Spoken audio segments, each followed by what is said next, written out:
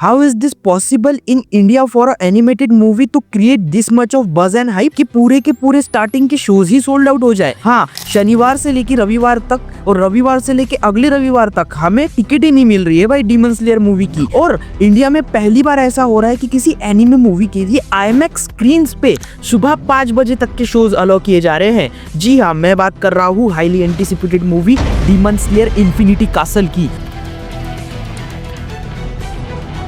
जो कि रिलीज हो चुकी है। और कैसी है ये मूवी, मैं आपको इसके बारे में तो बताऊंगा ही, साथ ही साथ अगर आपका डीमन स्लेयर देखने का प्लान है तो मैं आपको उसका एक छोटा सा रिकैप भी दूंगा इसी वीडियो में कि डीमन स्लेयर में आपको क्या देखने को मिलेगा। और उसी के साथ साथ मैं आपको इस वीडियो में डीमन स्लेयर का कोड क्रैक करके भी बताऊंगा कि क्यों डीमन स्लेयर ने इतनी हाइप क्रिएट की है और आखिर क्यों डीमन स्लेयर ही वो एनीमे बन चुका है जिसने इतना बड़ा एक बेंचमार्क अचीव किया है एज एन एनिमेटेड मूवी पैसे कमाने का। तो इस वीडियो में मैं डिकोड करूंगा उसकी मार्केटिंग और क्यों डीमन स्लेयर इतना हाइप जनरेट करने में सक्सेसफुल रहा है ऑल ओवर वर्ल्ड में। तो चलिए ज्ञान फेंकना शुरू करते हैं। सो स्टार्ट करते हैं रिकैप से। क्या आपको याद है डीमन स्लेयर के एंडिंग में क्या हुआ था, यानी कि डीमन स्लेयर सीजन 4 के एंडिंग में? तो मैं आपको याद दिला देता हूँ। जो मुजान होता है वो हाशिरास का जो लीडर होता है उसे मारने के लिए उसके घर तक पहुंच जाता है, क्योंकि उसका जो होता है ठिकाना मुजान को पता चल चुका होता है। लेकिन मुजान को उसका ठिकाना खुद से पता नहीं चलता, मुजान को उसका ठिकाना पता चलता है क्योंकि वो लीडर चाहता था कि मुजान उससे मिलने आए। अकेले हो? हाँ सर, बिल्कुल अकेला। 500 की लड़ी, काले बाल लगे खरी, उसकी ऐसी कोई बड़ी मेरे सामने।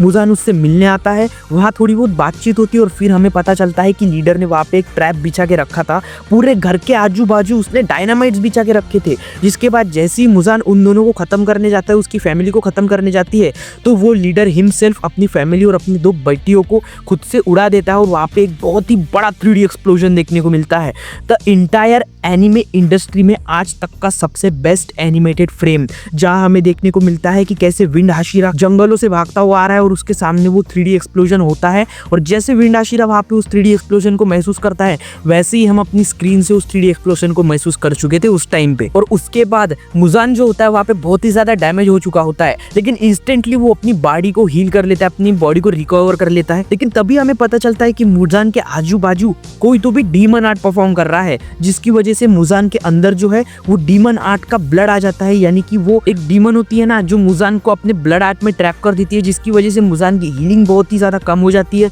और मुजान वहाँ पे ट्रैप हो जाता है। और जिसके बाद मुजान पे हमला करता है स्टोन हाशिरा, और स्टोन हाशिरा की एंट्री इतनी जबरदस्त थी ना भाई। उसके बाद उसकी और मुजान की वो फाइट सच में बहुत ही अच्छी थी, जिसके बाद सारे के सारे वहाँ पे आ जाते हैं। हाशिराज यहाँ तक कि तांजीरो भी वहाँ पे पहुंच जाता है और स्टोन हाशिरा कंफर्म करता है कि यही है किबुत्सुजी मुजान।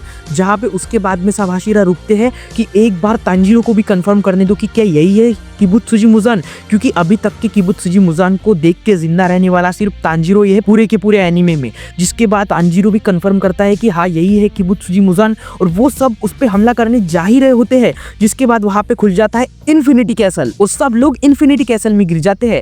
जिसके बाद शुरू होती है हमारी ये मूवी, यानी कि इन्फिनिटी कैसल पार्ट 1 की स्टोरी। हाँ, अब इस इन्फिनिटी कैसल मूवी में हमें देखने को मिलने वाला है जेनित्सु वर्सेस उसका जो भाई था उसकी फाइट, उसके बाद में आकाजा वर्सेस रियोनू और तांजीरो की फाइट, और उसके बाद में हमें देखने को मिलने वाली है तमायो, उसका नाम नहीं पता यार मेरे को, सॉरी, उसकी, और उसके बाद में उस वाले डीमन की फाइट। यार मुझे इनके नाम ही नहीं याद, सॉरी, वो जापानीज नाम मुझे याद नहीं रहते। लेकिन उसके बाद अब हम देखते हैं कि इसकी मार्केटिंग में ऐसा तो क्या जंप आया है कि इसने सैयारा वाली मार्केटिंग की है कि मतलब हर कहीं पे बस एनिमे फैंस ही दिख रहे हैं अभी, और सारे शो सोल्ड आउट कैसे हो रहे हैं। तो मैं आपको बताता हूँ सिंपलीफाई वे में। आप मुझे बताइए कि आप खाली बैठे हो और आपके पास रील नहीं देखने का हो, आपका रील देखने का मूड नहीं हो और आपको कुछ ऐसा देखना हो जी कंटेंट ड्रिवन हो, या फिर आप रील देखते देखते आपके सामने ऐसी रील आ जाए जो कि आपको क्यूरियोसिटी मतलब आपकी जगह दी कि भाई ये क्या है, ये क्या चल रहा है, और उसके कमेंट सेक्शन में आप जाके पूछो कि इस एनिमे का नेम क्या है,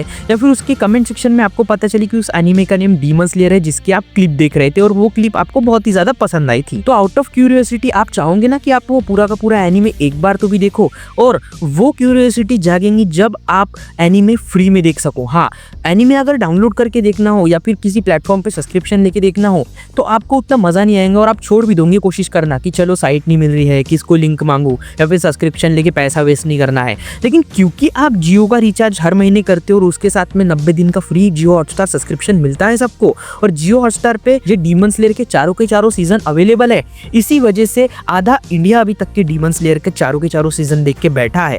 और उनको पता है कि डीमन स्लेयर की स्टोरी तो एक तरफ है लेकिन उसका एनिमेशन ही उसका मेन सेल पॉइंट है, जिसकी वजह से ये जो मूवी आ रही है ना, इसके लिए नॉर्मल फैंस तो क्या एनिमे फैंस तक जा ही रहे हैं, लेकिन नॉर्मल फैंस भी थिएटर एक्सपीरियंस लेना चाहते हैं इस मूवी को, क्योंकि ये सिर्फ एक एनिमे मूवी स्टोरी बेस्ड नहीं होने वाली, ये एक theatre once in a life experience होने वाला है, जिसकी वजह से बहुत सारे लोगों ने एनिमे देख रखा है और अब रील्स देखने के बाद भी वो हाइप अप हो चुके हैं इस एनिमे के बारे में। और जैसा कि इनका मास्टर प्लान था कि इन्होंने, लोग बोल रहे थे कि ये तो चूतियागिरी है कि अपने कंट्री में पहले रिलीज करो उसके बाद में बाकी की कंट्री में रिलीज करो, लेकिन यही तो मास्टर प्लान था। जिनको डाउनलोड करके देखनी थी ना, वो डाउनलोड करके पहले ही देख चुके हैं। और अगर 12 सितंबर में ये वर्ल्ड वाइड सेम डे पे रिलीज होती इंक्लूडिंग जापान, तो भाई सच में डाउनलोड करने वाले फिर भी डाउनलोड करके ही देखते, ना कि थिएटर्स में जाते। तो जापान में जब ये पहले रिलीज हो चुकी, उसका HD प्रिंट अवेलेबल था, तो जिन्होंने डाउनलोड करके देखना था उन्होंने देख ही लिया। लेकिन जो लोग सच में वेट कर रहे थे कि अब क्या होगा या हमें थिएटर में देखना ये एक्सपीरियंस, वो ट्रू फैंस अभी भी वेट कर ही रहे हैं और वो 12 तारीख को जाने वाले हैं, जो कि जापान में अपने होम कंट्री में इसको पहले रिलीज करके अर्ली रिव्यूज डाल दिए गए, अर्ली रिएक्शंस डाल दिए गए, इसकी हाइप और क्रिएट कर दिए गई कि जापान में कैसे रात को 2-2, 3-3 बजे शोज चल रहे हैं, जापान में कैसे बड़े बूढ़े बच्चे हर एज का एज ग्रुप जाके ये मूवी देख रहा है। वैसे ही इसकी हाइप इसके अर्ली रिलीज की वजह से ही ज़्यादा क्रिएट हुई है। यानी कि ये एक मास्टर प्लान था जापानीज वालों का कि इन्होंने अपने कंट्री में इसके पहले रिलीज किया और बाद में बाकियों की कंट्री में रिलीज कर रहे हैं। और साथ ही साथ बाकी मूवीज की तरह एनीमे फैंस इतने चूतिया नहीं होते, वो किसी को स्पॉइल करना पसंद नहीं करते, साथ ही खुद स्टोरी को प्रिजर्व रखना पसंद करते हैं। इसी वजह से आपको किसी की स्टोरी में भी अभी तक के कोई थिएटर प्रिंट वाला या फिर डाउनलोडेड वर्जन की स्टोरी नहीं दिखी होंगी। हाँ, किसी चूतिये ने डाल दिया होगा तो वो मेरी गलती नहीं है, लेकिन जितने मेरे कॉन्टैक्ट में एनीमे फैंस है सबने अभी तक के छुपा के ही रखी है स्टोरी। हालांकि उन्होंने मांगा पड़ी है, वो मेरे को बता सकते थे, लेकिन अभी तक किसी ने कोशिश तक नहीं की है। और सब मुझे बोल रहे हैं कि भाई अगर तू नहीं जाएगा तो हम तेरे को पैसे देंगे, स्पॉन्सर करेंगे, तू जाके देख। और सच में मैं तो जाके देखने ही वाला हूँ ये मूवी, आप भी जाके देखना। और अगर ये वीडियो रिलीज के बाद आती है तो मुझे कमेंट सेक्शन में बताइएगा मूवी का रिव्यू, मूवी के ओपिनियन कि आपको कैसी लगी, आपका हॉल भरा था या नहीं। मैं आपसे मिलता हूँ अगले सिनेफ्लिक्स की वीडियो में, तब तक के लिए बाय और विंड ब्रीदिंग।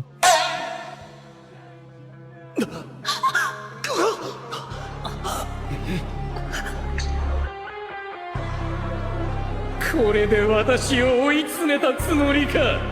貴様らがこれから行くのは地獄だ。地獄に行くのはお前らだ。